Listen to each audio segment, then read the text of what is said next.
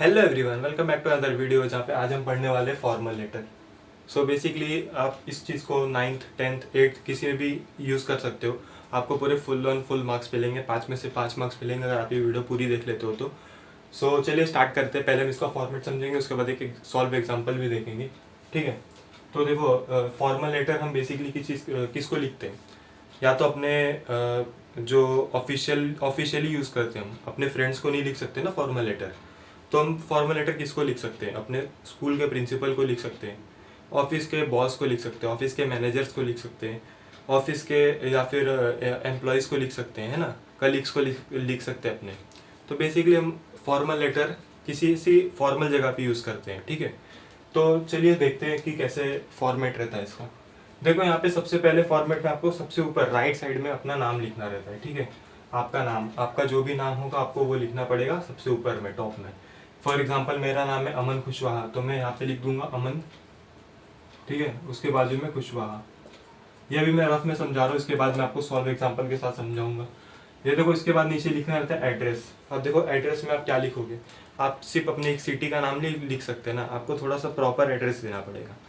For example हम लिख देते हैं मीरा रोड, ठीक है। तो मीरा रोड में एग्जैक्टली कहाँ, तो आप ऐसे लिख सकते हो गांधी चौक मीरा रोड, ठीक है। तो हम एड्रेस में ऊपर लिख देंगे गांधी चौक, ठीक है, गांधी चौक, और उसके नीचे मीरा रोड।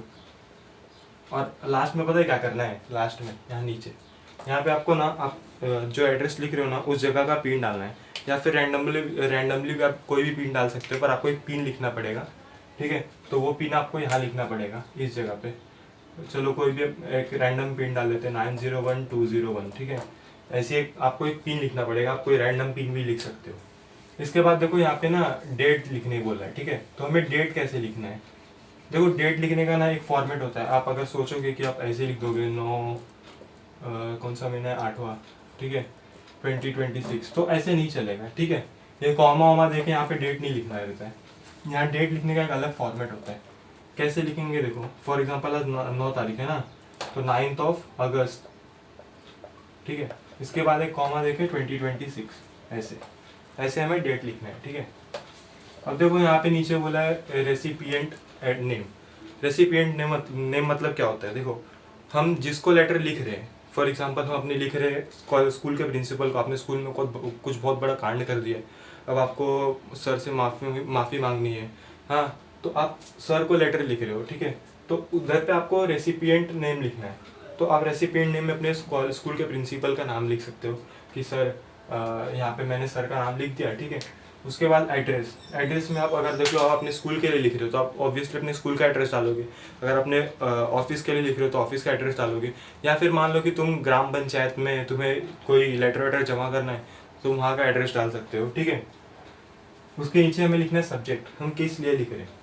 तो जैसे मैंने बताया कि आपने स्कूल में कोई बहुत बड़ा कांड कर दिया है, आपने 4-5 बच्चों का सर खोल दिया है, तो आपको वहाँ पे लिखना पड़ेगा कि सर मैंने 4-5 बच्चों का सर खोल दिया। ऐसा नहीं लिखना है, ठीक है। आपने बोल दिया कि फॉर मिसबिहेविंग इन क्लास, ठीक है, ऐसा ऐसा लिख सकते हो आप सब्जेक्ट में। उसके बाद देखो रिस्पेक्टेड यहाँ पे हमें लिखना पड़ता है, क्योंकि अगर सामने वाला हमसे बड़ा है या फिर हम एक फॉर्मल लेटर लिख रहे हैं, तो वहाँ पे अपने को थोड़ा रिस्पेक्ट दिखाना पड़ता है। भले तुम रिस्पेक्ट मत करो, पर तुम्हें रिस्पेक्ट दिखाना पड़ेगा। उसके बाद अपने 2 से 3 लाइन में, 2 से 3 लाइन बोल रहा हूँ, सॉरी, 2 से 3 पैराग्राफ में आपको अपने जो भी आपने कांड किया है वो बताना पड़ेगा कि सर ऐसे ऐसा सीन हो रहा था, वो आया मेरे को मारने के लिए, तो मैंने उसको सामने मार दिया। तो ये चीज़ आपको ये 2-3 लाइन में समझाना पड़ेगा सर को कि देखो सर ऐसा ऐसा हुआ।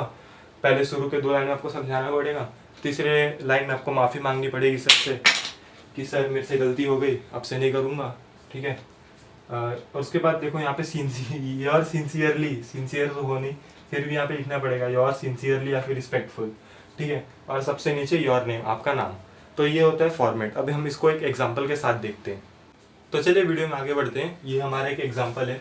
तो देखो यहाँ पे क्या बोला है, यू आर रितिका या फिर ऋतिक। अगर आप लड़के हो तो आप ऋतिक ले सकते हो, अगर आप लड़की हो तो रितिका ले सकती हो, दोनों ही चलेगा, ठीक है। आपका सरनेम शाह है, ठीक है। आप क्या हो, head of the student representative of your school. आप अपने स्कूल को रिप्रेजेंट करने के लिए, देखो एक रिप्रेजेंटेटिव होता है हर स्कूल में, एक बच्चे को बनाया जाता है, तो आप वो, ठीक है। तो देखो क्या बोला है, you have been assigned the task. आपको एक टास्क दिया गया है, मतलब आपको आपके स्कूल ने एक टास्क दिया है, ठीक है। क्या बोला है देखो, you have been assigned the task to invite a scientist as the chief guest for the global jubilee celebration. कहने का मतलब क्या कि आपको एक टास्क दिया गया है कि आपको एक साइंटिस्ट को लेटर लिखना है और उनको बुलाना है अपने स्कूल में, क्योंकि आपके स्कूल में एक सेलिब्रेशन है। जिस सेलिब्रेशन का नाम क्या है, ग्लोबल जुबली सेलिब्रेशन, ठीक है। ये सेलिब्रेशन का नाम है, स्कूल का नाम नहीं है, ठीक है। Write a letter of invitation to doctor K Sivan. जो साइंटिस्ट को आप बुलाने वाले हो उसका नाम है डॉक्टर के सावन, ठीक है। वो क्या है, वो एक्स चेयरमैन रह चुके हैं Indian space research organisation Bangalore के, ठीक है।